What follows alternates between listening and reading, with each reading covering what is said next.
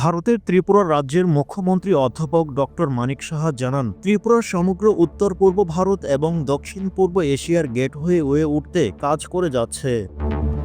তবে বর্তমানে বাংলাদেশের অভ্যন্তরীণ কিছু সমস্যার কারণে এ প্রচেষ্টা কিছু বিলম্ব হচ্ছে।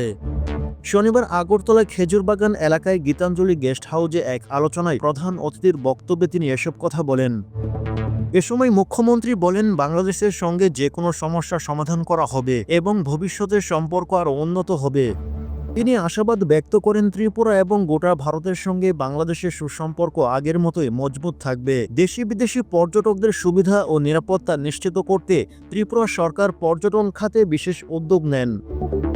তারই অংশ হিসেবে পর্যটকদের সুরক্ষায় পর্যটন পুলিশ চালুর পরিকল্পনার কথা জানান মুখ্যমন্ত্রী। তিনি বলেন, ত্রিপুরায় পর্যটকদের আনতে সব ধরনের সুবিধা এবং নিরাপত্তা সুনিশ্চিত করা হবে।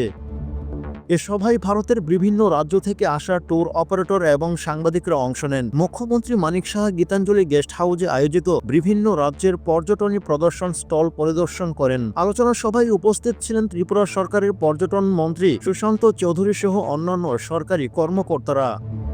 মুখ্যমন্ত্রী মানিক সাহা আরও জানান, পর্যটন শিল্পের প্রসারের মাধ্যমে ত্রিপুরার অর্থনৈতিক ও সাংস্কৃতিক বিকাশের পাশাপাশি আন্তর্জাতিক পর্যায়ে রাজ্যের গুরুত্ব বৃদ্ধি করা হবে।